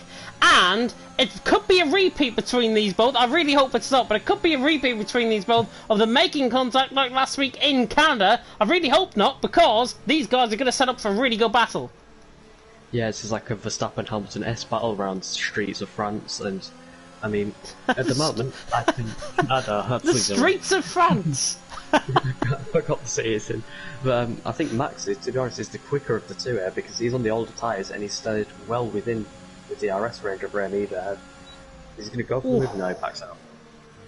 Thought actually he was going to force Ray in for a bit of a mistake there, and Ray just looked like he was going to overcook it slightly, but now Maxi is off the back of him by 0.5 of a second, so he's done very well there, Ray, to actually just weather the storm slightly, and obviously just stay ahead of him, 0.4 ahead now, going up in towards the right-hander of turn 10. Noah is under pressure from Dundee as well. 3-second penalties, by the way. Storm has now picked up on along with Noah. Charlie's got 9 seconds worth of penalties. It's not going great for Charlie, and it's not even going better for Charlie either, because he's just been overtaken by Yella, and Charlie really struggling now on that set of medium compounded tyres. Has he just had a slight spin, perhaps? I'm not sure, but he's only going half throttle on the exit of the corner here. I think he's probably got an issue with his controller. Yeah, that's very unfortunate to see. He's not done much wrong this race, so I think he's going to pit and probably retire the car, because he can't do much with the dodge thing. Oh! I think he's trying to go AI mode there, perhaps. That was very strange indeed. Dundee's on the back of Noah. Not sure if Charlie is into the pit lane. Yeah, Charlie retires from into the pit lane, from the race into the pit lane. Noah picks up another penalty as well on the exit of turn 2 on board with Dundee. He managed to run wide there, did Noah, and that is why he's now down in P6 and Dundee in P7 at the minute. Yellow, though, on that slightly fresher compounded tyres, slightly warmer tyres as well than the two drivers ahead. And Yellow on the back, he hasn't really had a good race so far in terms of his championship lead. He's got Noah, his nearest championship rival, ahead of him. He hits a nice, and now Dundee is probably going to launch Noah back towards Yella as Dundee goes for the move down in towards the chicane node at turn 8 and 9, and he is through and he's into 6th position. So now may the championship battle commence. I think we're going to see probably Nelly just stick behind her, because he doesn't want to make too many mistakes. He's definitely doing well to keep it clean compared to the sprint race, and Noah's got 6 seconds worth of penalties and doesn't really need to push, so it'd be nice to watch him have a fight, but I just can't see it happen, unfortunately. And if I remember correctly from the sprint, I think the pit stop loss was around 24 seconds, and Joe Corbo, who's pitting, and Storm as well right now, they will come out around 14 seconds behind Ray Meader. They've only got to go for one tyre, surely. Set of soft compounded tyres on for Corboy. And a sort of soft compound tyres on for Storm as well. Pit release, of course, is on, well, it is off, I think, pit release, if I'm not mistaken, so that's why we're seeing so quick pit stops in terms of that. Otherwise, Joe probably would have been held up there by Storm, actually, if the pit release wasn't on. Dundee there in 4th, Noah there in 5th, Yellow in 6th, Callboy out in 7th, Storm will be out in 8th. They're in clear air. On that sort of soft compound of tyres, though, I really think, because Joe's actually really struggled coming out of turn 2, I think they're not even going to gain onto the back of the likes of Dundee, Noah and Yella. I definitely think they've gone way too early. Like, they'll definitely get to the end of the race, but I don't think they're going to have the pace advantage after a few laps. So, as I think we were saying around the 14-second gap, which I mentioned, I think it's around 12 at the moment. Around the same, yeah. But it's going to be very difficult for Joe Callboy, and same with Storm. He's 4 seconds behind Drew, and it's even more difficult for him. He's got to rely on more penalties up in front because, apart from Noah and Storm, this race has been really clean penalty-wise, which I definitely wasn't expecting after the sprint race. Yeah, definitely so. I think everyone, obviously one race under their belt, I think it's cleaned up the act completely, and it's really good to see, of course. Obviously, we'll see if there's any stewards' penalties coming the way. Certainly in terms of pit entries, I've seen a few really... what's the word I'm looking for? Really awkward pit entries, I think, and that's why they might investigate that and look at maybe a 5-second penalty. Atlas Cooper also follows Joe Cooper and Storm in. He's going for a set of soft compound tyres as well, of course, in the Mercedes pits from the lead of the race. And Atlas has been just silently going through the race, I would say. Maxi trying to close in on the back of Ray Meter, 6/10 of a second down in towards turn 1. But now you can probably see the pace advantage beginning to come in towards Ray Meter's favour, and the tyre advantage as well.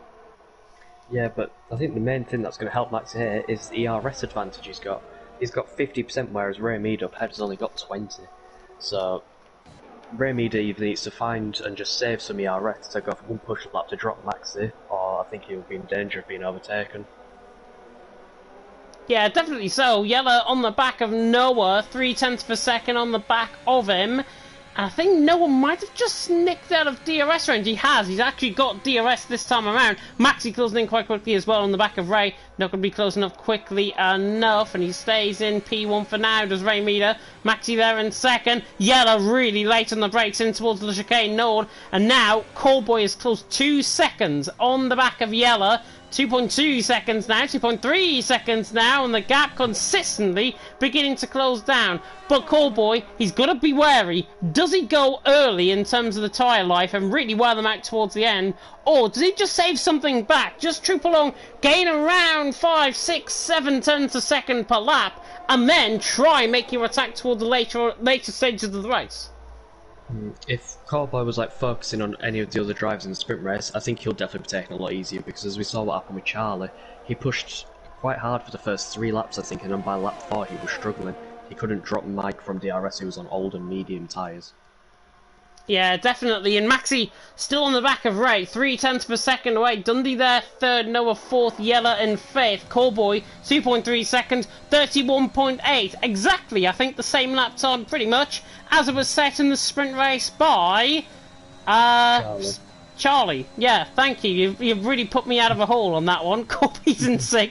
Yella there in 5th though. And now I think Callboy's tyres are beginning to start to go off. You could just see now he is still closing in the gap, but the gap is probably going to extend back towards Yella, you would imagine, towards the end of the race. But at the minute, Callboy's still going well on that set of soft compound tyres. He's pulled away quite effortlessly as well from Storming behind. But the biggest advantage is Dundee, Noah, Yella, all on a DRS train. Joe isn't. And this track is full of straights rather than corners. So he's going to really struggle, and he's even going to more struggle now because he's got a 3-second penalty. Yeah, just took way too much curve on the exit there of the chicane and just ran over the white lines, picked up his 3rd and final warning. So now, once again, Joe's going to be hoping for a miracle up ahead with the drivers picking up more penalties. Yeah, Maxi 5th, 0.5 of a second off the back of Ray Meter. Yella was the one in 5th position, I was going to say that, but Yella in 5th.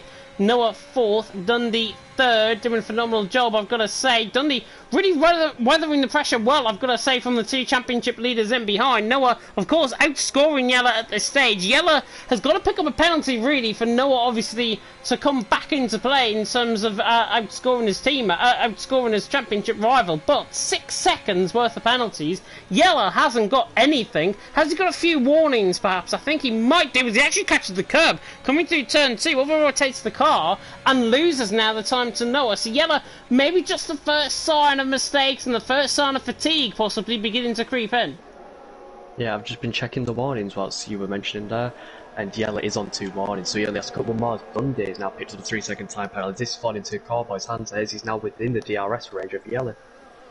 He is within the DRS. About.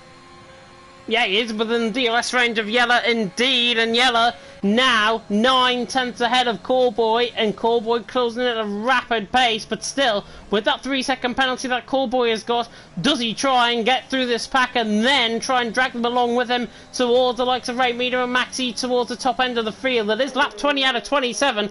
I can't believe I'm saying this. We've had no safety cars or VSCs so far this race. Hopefully I haven't tempted fate by just saying that. Ray Meter leading the way, Maxi in second, Dundee in third. If you are liking the stream, of course, like, comment, subscribe, tick that notification bell, of course, if you are new, and you can follow the league on Twitter at TTML_F1 on Twitter if you are brand new to the channel. Of course, you can subscribe while you're at it as well, and even donate to try and help with the league, as Yella right in the back of Noah nearly launched the move there, and Callboy's just sitting back, maybe watching the championship fight unfold in front of him, and the Irishman probably going to have a go, you would imagine, down the Mistral straight.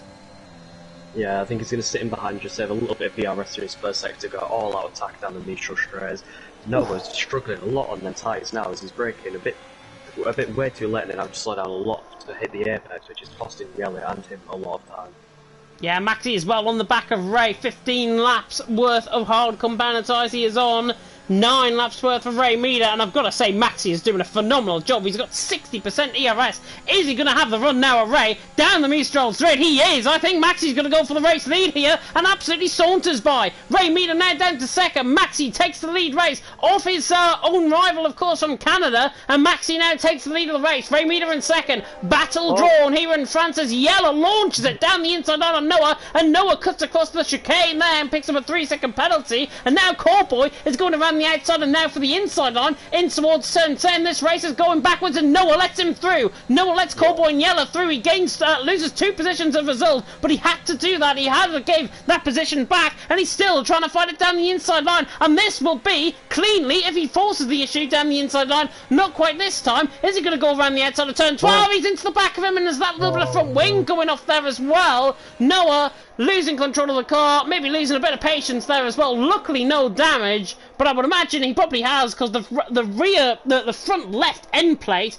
hit the rear wheel of Yella's car, and I'm very surprised, of course, in real life that might have been a potential puncture for Yella as well. Yeah, and as also to add to Noah's miseries, you could say, of this race, he's now low on fuel, so he's got to do some fuel saving next laps. That was a bit on the limit there from Yella. He sent it down the inside and went just a bit too late on the brakes and forced Noah to cut the track, but Noah did gain the position back whilst going off track. And Callboy's been the biggest beneficiary of all of this, as he's now got a clean shot here of passing Dundee for the net P3.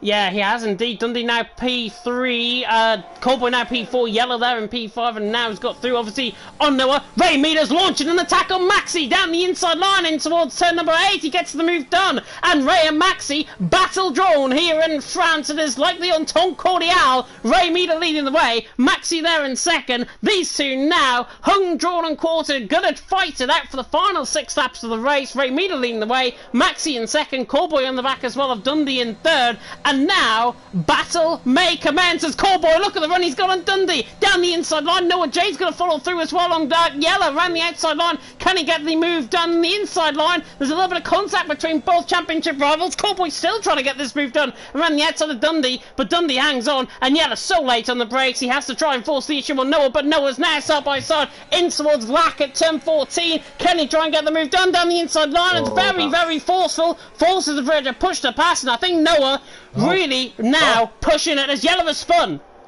He just drove straight into the back there of Noah James, just brought way too late, hit his rear end. Pretty much the exact same what Noah did to him, but unfortunately Yella got spun around. And now this is crucial, I think, for the championship, as he's still within the 6-second window of Noah, but he's got a lot of catching to do, and he's only one little limit away from a 3-second time penalty himself. Yeah, it's too feisty, I think, the battle between them both. It's a bit like Verstappen and Hamilton in real life. We saw how that one ended in Abu Dhabi. And it's a bit like that in the minute. Noah and Yella, just calm it down. We've had really good driving done into this race. You don't need to go over-aggressive to try and make a point and try and prove that you're the better driver compared to your championship rival. Simple as that. Callboy on the back of Dundee saunters by down the straight. The Red Bull passes the sister car on the run up towards turn 8 and 9. And Callboy is now through and he's into P3. Don't think he's going to be on for the race win, though. He is still gaining the ground, though, on the front too. But Callboy has got a big mountain to climb, and he has used up a lot of ERS to try and get there as well. He's only on 3% coming through turn 10. Ray Meter leading the way. Maxi second, Callboy in third. 4 laps to go after this one.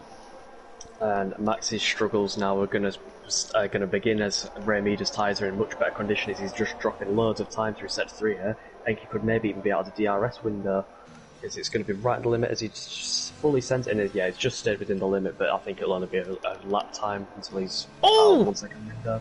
Dundee into the back of Callboy. They were going side by side through there, and it looked as if one of them was desyncing possibly, and Callboy nearly forces Dundee off track, and Dundee backs out of that, and now Noah's going to have a run at them both, and this is getting very feisty indeed, and Noah goes past Callboy, parting in the Red Sea, and now Noah's down the inside line in towards turn 1. Can he get the move done on Dundee? Dundee fights the car on the inside line. Noah leaves him short of him. They all run off track pretty much, and now Callboy will try and get the move done on Dundee. Around the outside he goes, and Dundee, I think, very fair. He lets him go, but that's again his own advantage because Dundee has just picked up the DRS on Callboy there.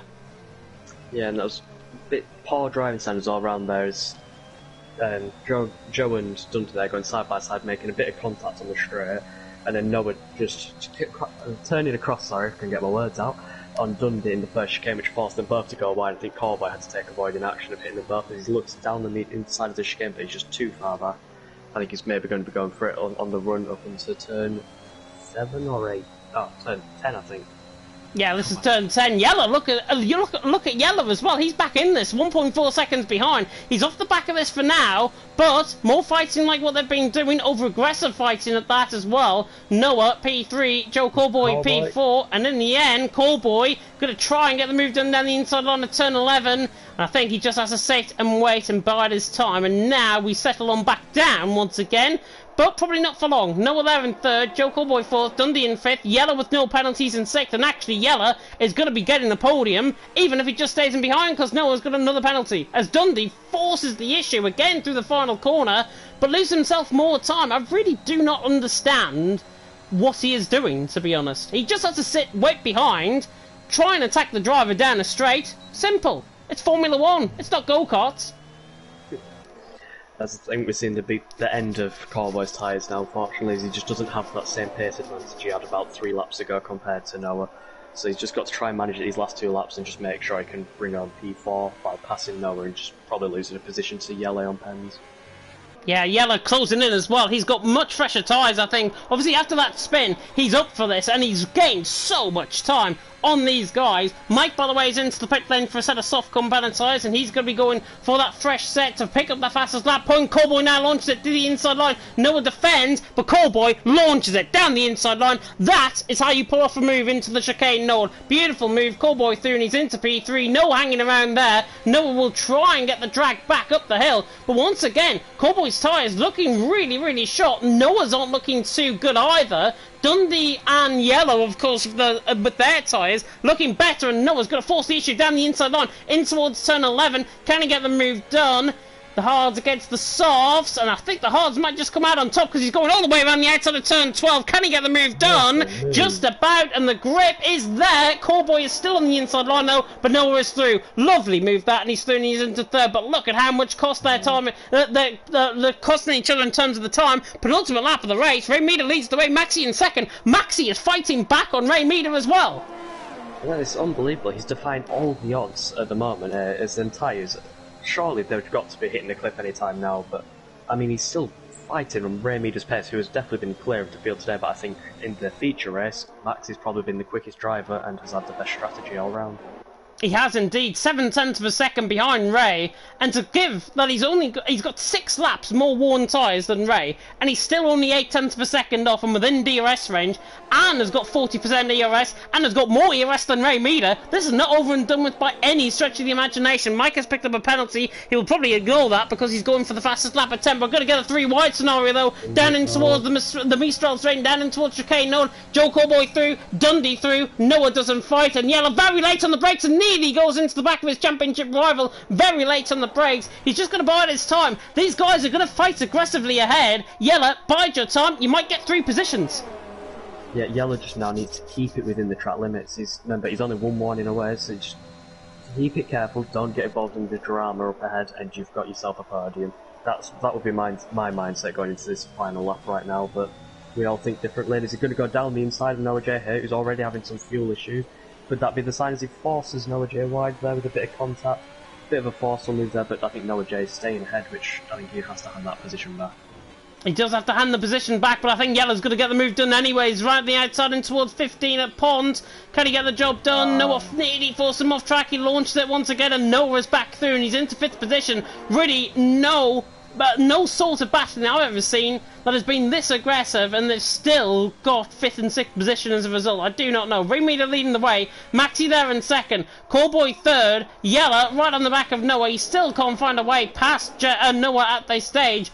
Maxi, 8/10 of a second off Ray Meter. He's got to drain all of his battery now to even gain onto the back of Ray. Maybe just hanging a little bit of it up down in towards turn 10. Noah and Yellow are fighting, coming through 6 and 7 as well. They're side by side. Yellow retakes a position through and he's into P5. Dundee on the back of Callboy. I can't keep up. Goodness me. Ray Meter leads the way. Maxi 2nd, and now Dundee and Noah J are going to get moves done. Yellow now slips back into the slipstream, and Noah doesn't get the move done. Dundee is through. Noah J is through. 3rd and 5th position respectively as Maxi for the race leaders on the back of Ray Meter, and Ray Meter forced him off track, and it's a 150 metre board going flying there, and Maxi attacked him in towards turn 7, but he couldn't get the move done.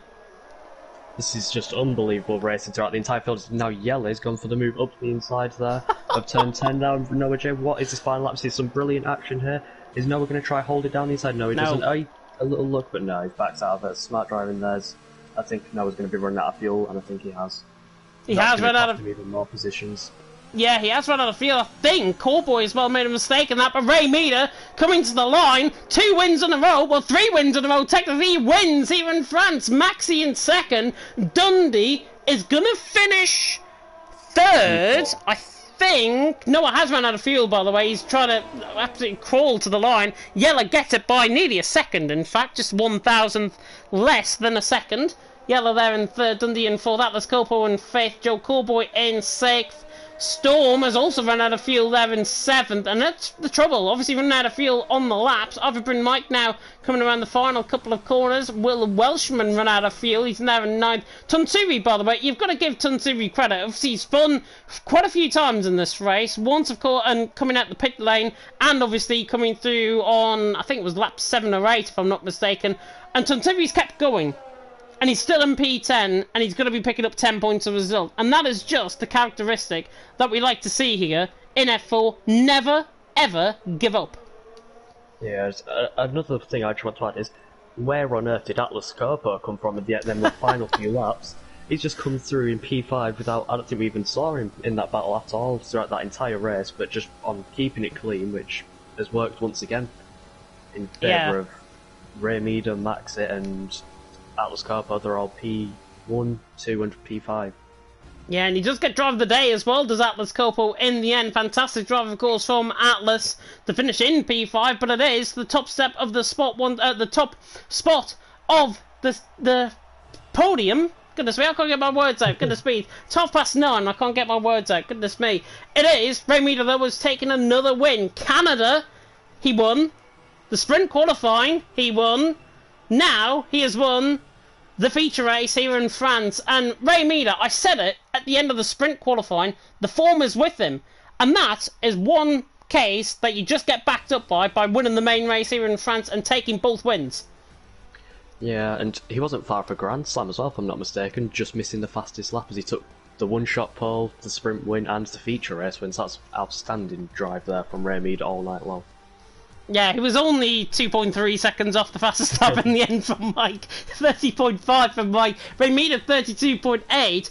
But Maxi was quicker than him in terms of one that pace. Yellow as well in terms of one that pace was quicker, probably as a result of running in the toe. Remeda though wins. Maxi same in second position. I am going to reward my drive of the day to him. I thought he drove a phenomenal race to finish in second. NSR 1-2-3 as well, with Yellow Geeson in third, maintaining that championship lead. Of course, Noah J really fighting hard there to finish in P7 in the end, running out of fuel. Dundee finishing in 4th, Atlas Copo in 5th, Callboy there in 6th, Noah in 7th, Storm in 8th, I've been Mike in 9th and 2 run off the top 10. Charlie, as a result of, I believe, throttle issues, is what caused him to run out of the race and obviously retiring the pit lane. And Key obviously retiring out the pit lane for obvious early spins, and Key out of the race, obviously finishing down in P12, so they don't pick up the points. Remy to the ride on top, Maxi same in 2nd, Yellow Geeson in 3rd. Shall we try and get the top 3 in? Yep. I'll help with the invites.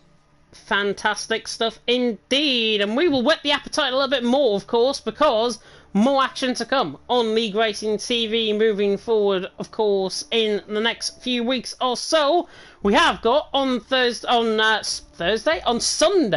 TTML F1. Myself and Luke Etheridge are going to be taking you through that one, of course, for the French Grand Prix, the sprint race and the feature race, of course, to come in that. We've got more action to come for you from CWC on Monday to the season finale, of course, the final rounds of the championship there for F1 and F2. I believe it's 7 and 8 o'clock, both drivers for them. And also, we do have Tuesday TTML GT, BNL is also on of the weekend, and we've got, obviously, the EML Premier Challenge Cup, and hopefully we will get Austria run as well as Bahrain this week, with 10 teams competing out, of course, for that cash prize. IFR currently leading the way in terms of that, and on a personal note, I've been announced as well as the IFR Esports Cup main commentator recently as today, so a big congratulations to myself, I think, on that. Nothing like bigging up your own ego there. We should hopefully be getting P1 and P3 of Remeda and Yelling, but unfortunately I can't invite Maxi due to some personal settings on his PSN account. Oh, that's a shame, to be honest. I would have loved to see an invite, obviously, from to hear Maxi's aim, of course, finishing there in P2. Hopefully, we will get P1 and 3 in. I know Remeda was here for the interview last week in Canada, where, of course, he won. Yellow Geeson, I think, was also alongside us there last week. He wasn't, actually, because he didn't even finish on the podium. But we have got him here. Hopefully, we will get Remeda here as well. And hopefully the Aston Martin will be joining us very soon indeed as a result of his P1 win here, both in the sprint qualifying and indeed in the feature race as well. But Funky, I'm going to come across to you, of course. Talk us through your final thoughts for the race, and overall, who was your driver of the day? Well, I mean, that race was just full of action from start to finish, which we love to see. There was a bit of aggressive driving at times, but nothing a bit too over the limit. So it was very good for 2 weeks in a row there from F4 drivers. But I think drive of the day, as you said earlier, it has to go to Maxi Same with the outstanding strategy call, and especially that pace he had on much older tyres than Remeda. Yeah, definitely so, and I think we'll obviously speak to Ray very shortly indeed. I'm going to hang them both on for tenterhooks, but yeah, I've got to agree. Maxi Same, driver of the day for me, drove a phenomenal race. Those tyres never looked like they were going to go off the cliff, were they? And those set of hards obviously got to the end of the race. He picks up P2 and obviously picks up our driver of the day vote as well. But with that, we can now move on to the interviews, and Ray Miller is here once again, Canadian Grand Prix winner, now a double French Grand Prix winner, of course, sprint qualifying and indeed the feature race win. I said in qualifying, your form is absolutely brilliant at this stage, and you've carried on from Canada to France. Talk us through it. Yeah, it was awesome, to be honest.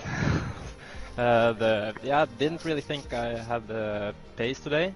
And then in the sprint race, when I saw that I just could keep yellow space and even get out of the DRS of the softs, I was like, wow, I really have the pace here. And I just kept it clean the whole race, really. I don't remember that much from the sprint race, to be honest. I think it was pretty straightforward. Kept it clean. And then the main race, yeah, there too, just kept the theme. Was lucky with Jelle and was it Charlie who got that incident in the start? So they had cold tires. Yeah, I was really lucky with that, so I could just break out of the DRS immediately. And from there on, I had the pace, and I was a bit shocked when Maxi-san was in my DRS, and he just kept on. I kept hanging on in my DRS, and he just one way could keep my pace with those hard tires. Yeah, and I just pushed everything I could last two left to get him out of my DRS, but the last lap I just had enough ERS to pull away on the straight and get the win. Yeah, I think the tyre advantage, certainly on the final 2 laps of the race, really helped you into terms to pull out that gap, obviously, to Maxi. Talk about that battle, though, between you and Maxi for a second, because it was constant yo-yoing with a few laps to go. Was it always your intention to try and get him, and also, of course, get that race win, which you so richly deserve? Well, in the early stages of the stint, I was thinking, like, yeah, now he has the same pace as me, because the hard tires, they keep the same pace for very many laps, but I was pretty sure they would just fall off at the end with those worn hards. But the last like 4 laps I got a bit worried, so then I pushed everything I had, and I let him pass at one stage. I wanted to save my ERS because I was kind of thinking that he was just cruising behind me and saving up ERS and waiting for the last lap, so I tried the last 3 laps to just use none of my ERS and have something left for the last lap. Yeah, definitely so, and it was obviously really good to see you. Obviously, another win. You, I think, came into this with about 47 points, if I'm not mistaken. You were down in, what, 12th, 13th position in the standings, and now you're going to be easily, comfortably within the top 10, picking up a load of points as you go along. You might even be as high as somewhere like 6th or 7th in the standings. This form is continuing at quite a pace. How do you think you're going to get on, of course, next week as we go to Mexico? Well, I hope this is the start of, just a form which I can keep for the rest of the season. Very unfortunate with those 5 races where I got DNFs. But yeah, I hope it's now a trend that I'm gonna keep delivering good results. Yeah, I think it is. I mean, I hope it's not the me factor and having me here commentating on you, and that's why you're delivering such great performances. Commentating here. Then I can deliver good results. Yeah, it's really good. Unfortunately for you, I think Conti is back next week, so I think the bad luck might end there, but you never know. Funky, I haven't forgot about you, by the way. Any questions for Ray? Yeah, like, what are your aims now for the championship? Because you've got to win the last 2 races in just brilliant fashion, it's fair to say, with being so consistent throughout every single race, and with the final 2 tracks being Mexico and Singapore, which are all about consistency. What do you think you can achieve in them 2 races? Yeah, I think my pace should be good. With Mexico, it's all about the penalties, to be honest. Those fast corners at Sector 3 are just horrible with penalties, so I think it's all about the penalties there. And yeah, Singapore, it's all about the wing damages. so yeah, as long as I can keep it clean like I have now, I think it will be good. That's good to have. Wish you good luck for the final 2 races. Thank you. Yeah, go and enjoy Eden. I will. Thanks, guys. Very welcome indeed. And now we'll move on to the man who finished, of course, in P3. It is NSR Jelle Giesen. And Jelle, obviously, fantastic race from your perspective. But talk us through that battle with Noah, because it seemed to us, certainly, it got pretty aggressive. Yeah, you're right there. Well, I made a mistake in the beginning of the race. I was aiming to do medium softs. I was trying to extend my mediums till about 75% tire wear, and then I spun on the second curb, and or the second turn, I mean, and I was closing in on Ray Meter. I was 1.6 seconds behind him, So I was pushing a little bit, but also had to keep in mind not to get any penalties. I was trying to keep it clean this race. Obviously, last race I lost a lot of positions with not keeping it clean. So yeah, I tried my best to get in his DRS, but then I spun and I lost a lot of positions. And because I was trying not to get many penalties, I had to let go of my pace a little bit, because sometimes I had to correct myself a little bit and would lose two or three tenths in the corner. And yeah, well, it brought me P3 because I was coming home, I think in P6 or P5. And yeah, and later in the race I spun again, so I really had to just forget about. I saw Noah had like 12 seconds of penalty, so on the hard tire I gave it all, and I was coming in fast pretty quickly, and then in 3 laps I was on their backs again. I was just waiting till the finish, and then at the last few laps Noah, I don't know if that was intentional or it was his fuel, but 2 laps to the end he started to slow me down, and I noticed that Dundee and I think Cowboy only had 3 seconds of penalties in front of me, so I thought he was holding me up not to get those positions as well, obviously for the championship, and I was really sweating at that point. I didn't even have myself really under control. Usually I'm able to keep myself cool, but at that moment I don't know what was going on in my head. It was just a little bit annoying me, because I knew he was trying to slow me down not to get those positions with the penalties and stuff. Yeah, definitely. As I say, it certainly seemed to us it was quite an aggressive fight. I think you tried to launch it down the inside line, and then he did it the next lap later. It was just all a bit, maybe a bit too aggressive between you both, but it was still really entertaining to watch. Talk us through that second spin, though, because in the end, I think you ended up, 3 seconds behind after that second spin. What were you thinking mentally? Were you thinking that you were never going to catch them and never get on the podium this race? I wasn't really thinking about the podium or places. I was just, I was just trying to keep it clean from there on. I knew they had penalties like 6 seconds, and I was, I don't know how many seconds I was behind after that spin, but I think I braked a little bit late, so sorry for that, Noah. And yeah, in that second to last corner, I take a different line and I gain about 4 tenths to the guys ahead. When I was in the last lap without DRS, I was 1.5 seconds behind in that before the corner. After the corner, I was 9 tenths behind. So I was gaining a lot through the corner, and I didn't expect him to brake early. Maybe then he wasn't ahead of him, I don't know. But then I drove into his left tire and I spun, and it was my mistake. So I was obviously mad at myself, and I just decided to give it all. And luckily I catched up. So yeah, you caught up, and I've got to say, your pace after you caught up was absolutely phenomenal, and it looked like you could have overtaken them all, to be honest. Obviously, getting held up by Noah didn't really work into your effect, but of course you still withhold the championship lead. You extend that championship lead as well on Noah, obviously as a result of finishing P2 or P3, if I'm not mistaken, in the sprint qualifying, and then of course here finishing P3 in the sprint in the feature race. Obviously, championship in mind, 2 races to go. How do you prepare yourself for both Mexico and Singapore? How many points separate us now? I don't know. Oh God, I don't know myself. I have to do quick maths on the spot if we have to get to that. Okay. No, well, it was 27 points coming into tonight, and I think because you outscored him by 8, it was 35 going into the sprint qualifying, at least. Okay.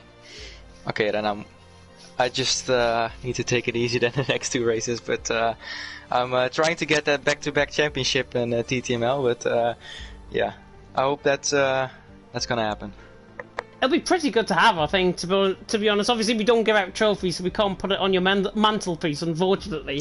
But still, you've been driving so well this season. It's been fantastic, of course, to watch. Funky, I'm going to come across to you. Any questions? Yeah, and I've just done a little bit of maths for you. I think it's going to be a 43-point lead in the championship to Noah. But I'd say, what is going to be the mindset for the final 2 races? Are you going to go all out for the win, or play it conservative and bring on the championship?